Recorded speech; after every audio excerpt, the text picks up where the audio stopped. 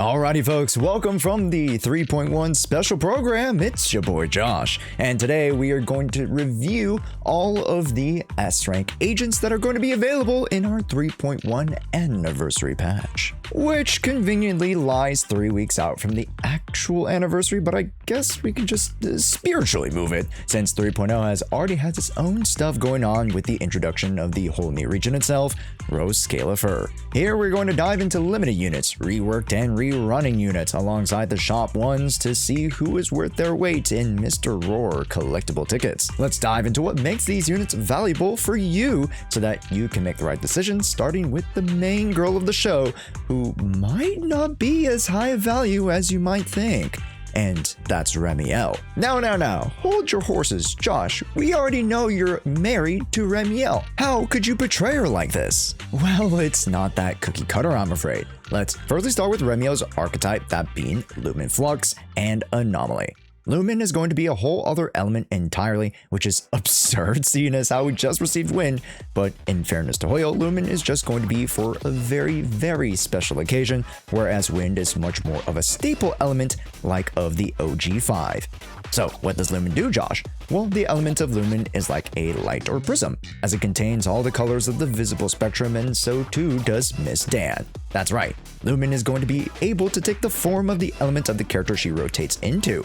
So in this case, it would be physical. Alongside Lumen, she has two different anomaly effects, Refringe and Luminize. Refringe is akin to your attribute anomaly, by which she will enhance the damage of applied elements. For example here, Assault. She will also gain a point of her pink point stacks in order to utilize her cutscene skills to drop bombs of Luminize, which act similar but not exactly to your Ablooms. So Lumen, like how Frost is to Ice and Auric Ink is to Ether, Lumen Flux is like a whole variation to the Anomaly class entirely. Alongside this, Ramielle not only is able to enhance Anomaly damage, but buff units based on the number of Anomaly units in the party. To learn more about the specific numbers and team comps, I will be coming out with an early access guide to Ramielle in the very, very near future. Actually, coming out should be next week, so make sure to stay subscribed to the channel so you guys can get the earliest of scoops. But outside of that, Ramielle is a great buffer and anomaly unit, but really functions outside of the ecosystem that is current ZZZ. If you grab her, you're also going to require some anomaly teammates, as that is how she is going to gain her buffs and support potential. So if you are without a team of 2 to 3 plus anomaly units, Ramielle might not exactly be the best pickup right now.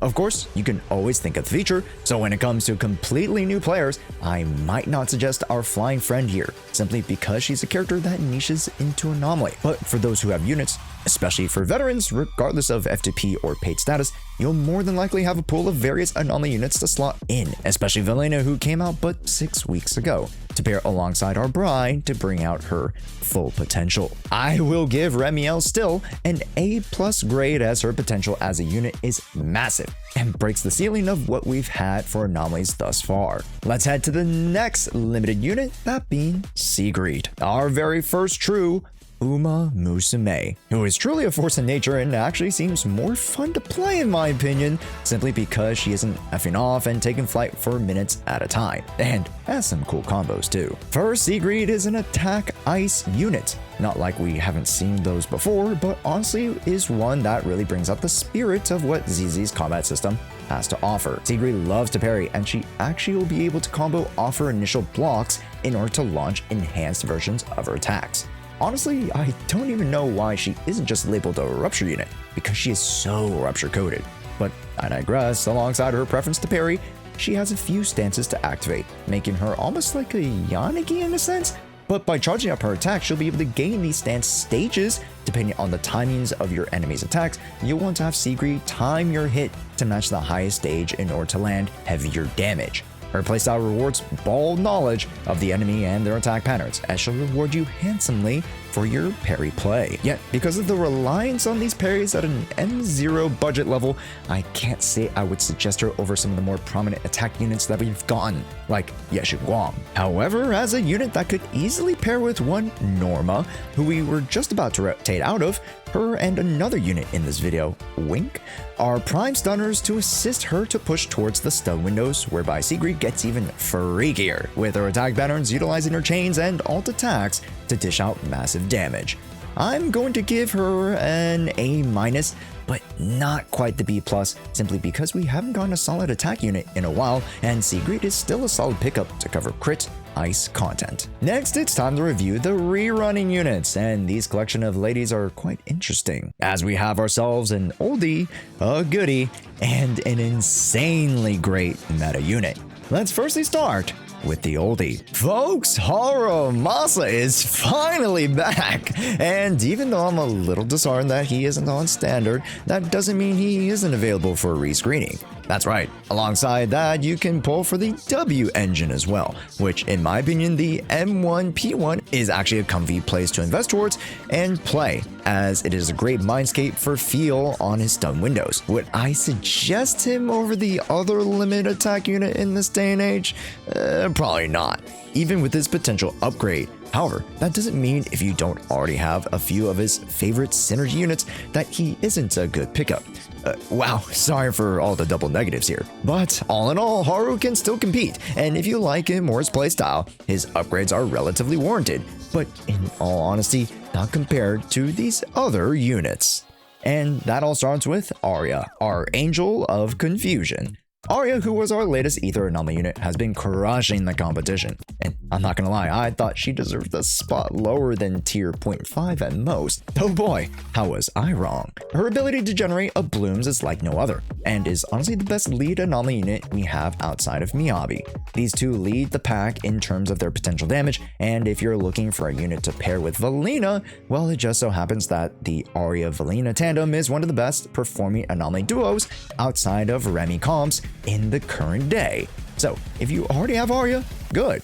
If you don't and are without an on-field anomaly driver, well, look to pick up Aria, as I'm going to have to give her an A- grade as well. And just when we thought it was going well, greatness shows up. It's time to introduce who I believed to be the most meta-defining unit of Season 2. It's Dialyn. Now, I'm not surprised that Dialyn is showing up, but I'm surprised that they didn't wait one more patch over against a back-to-back of Norma and her. But Dialyn, much like Norma, can stun pretty well. Yet instead of dishing out damage and proccing on-demand chain attacks, Dialyn buffs and procs ultimates instead. This unlocks so many other units and even brings up the viability of those who we would never have seen the light of day. Here you go. Currently, against neutral content, there are only a few stunners in the top tier, and those include Dialyn, Norma, and Nangong. These three are the pinnacle of stun as of the current day, and if we had saved all those extra pulls from Norma to go for Dialyn, well, your wishes are coming true. Dialyn, being the rerun character, makes the decision for F2P or returning players incredibly tough, as she's still very relevant to the main and endgame content. I would even go as far as to say that she is the most valuable unit across the board, even in the wake of Ramielle, as she requires 3 solid anomaly units, whereas Dialyn is able to support all types of different teams and archetypes of agents. And sorry for going a little bit out of order, folks, but our last of our 3 rescreening banner units is going to be the original Ramielle, that being Yuzuha. We expected Yuzuha to show up relatively soon, and it just makes sense that she's slapped into the rescreening alongside this relatively strong cast. Aria and Yuzu make a great tandem with Valina, who we had just ran. So if you want some variants outside of the Ramielle teams, you're going to want to have Yuzuha on that secondary anomaly team to help bolster up the backline. Yes, Ramielle is considered the Yuzuha 2.0, but that doesn't necessarily mean that Yuzu loses out on the amazing buffs to attack and anomaly factors that she provides. So if you're still wanting to pick her up, you are more than warranted. So this decision on who to pull, I have to leave to you.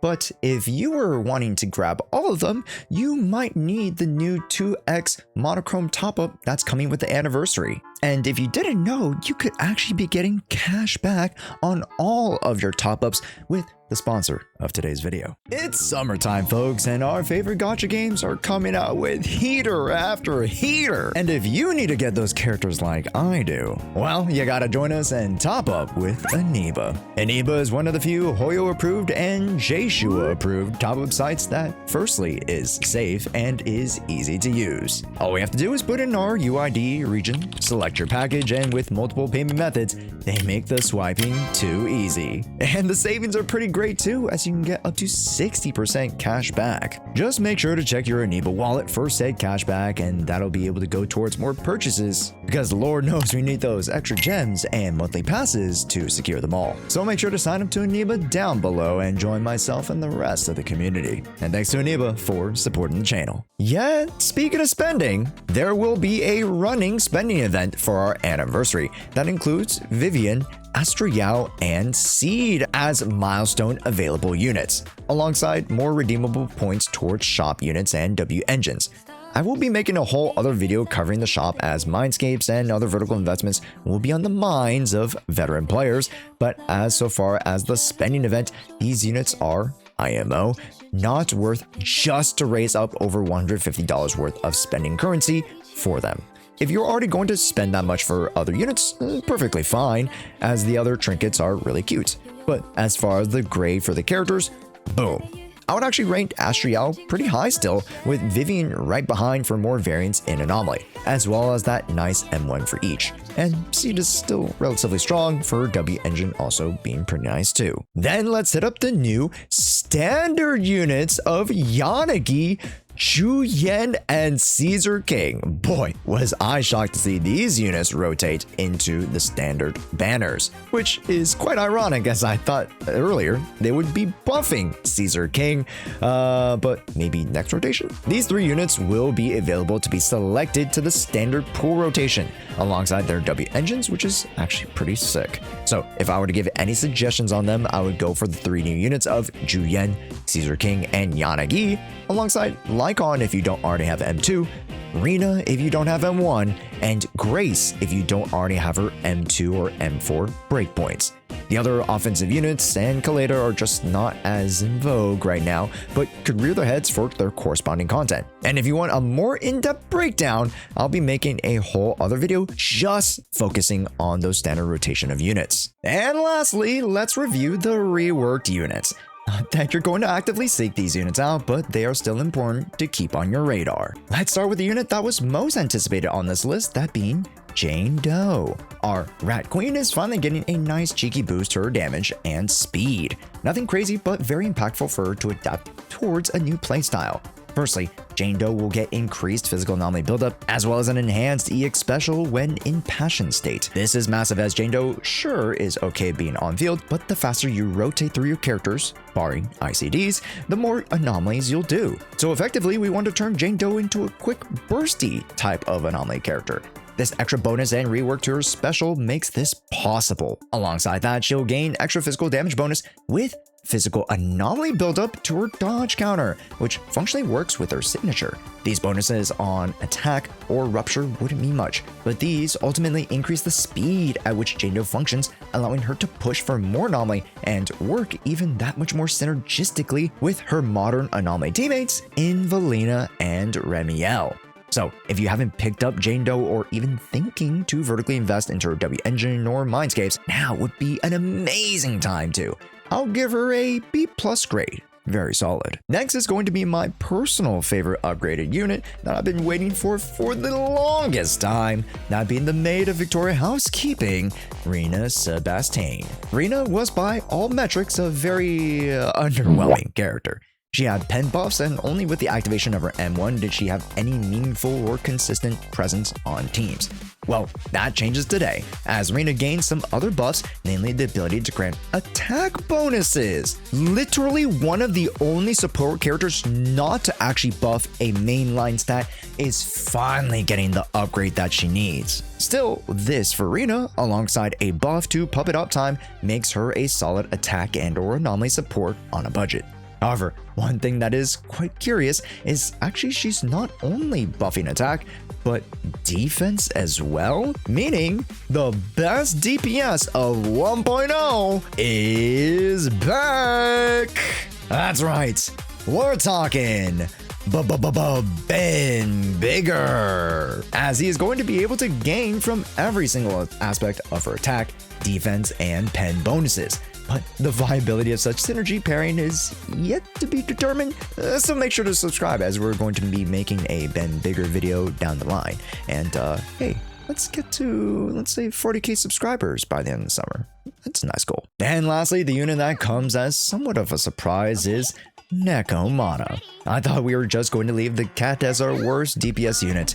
Oh, well, ZZ said no one is going to be left behind, and has now decided to give Nekomata the upgrades that she needs. Buffs towards her dash attack, extra instances of damage with her cat scratches, damage calculated as back attacks, bonuses to physical and skill damages for her specials. The list actually goes on and on, because these are just what she needs to even scrape by as a passable DPS in the modern era. Unfortunately, she does not hold a candle to our other S-rank physical attack unit, Jshoea. But for a starter unit who has no business of being usable, comes up in such a big way. I'm going to have to give her a B- grade, but understand it comes from a place of still being impressed that the devs even still remembered her. Now, if they could only remember one king of Caesar salad, that would be much appreciated. Hey folks, Post-Edit Josh here, and I didn't actually get to add in a whole segment for the free limited units. Wow, there are just so many of them. So here's the TLDR breakdown. Jane Doe, either get her from the shop or aim for M2+ with this copy. Hugo, forget unless you like him. Sambi, forget unless you like her. Forget Trigger, as at the budget she is the least valuable against all of the available stunners as of current day, and that leaves Lucia being the best value here, especially at the M1W1, so copies are very much appreciated. And that, folks, is going to conclude our S rank evaluation for the upcoming 3.1 patch. How did you think we did? And let us know down in the comments who you guys are planning to pull for, and or how many copies of Ramielle you guys are picking up, because Lord knows we're gonna want some M2s of our Boba Guzzler Glutton. But again, if you guys are thinking of topping up, make sure to sign up to Aniba alongside with us down below. Make sure to subscribe for more Gacha game goodies. It's your boy Josh. Thank you so much for watching, and more 3.1 coverage to come. And hey, why not click on one of these videos? YouTube thinks you'll like it. See you there.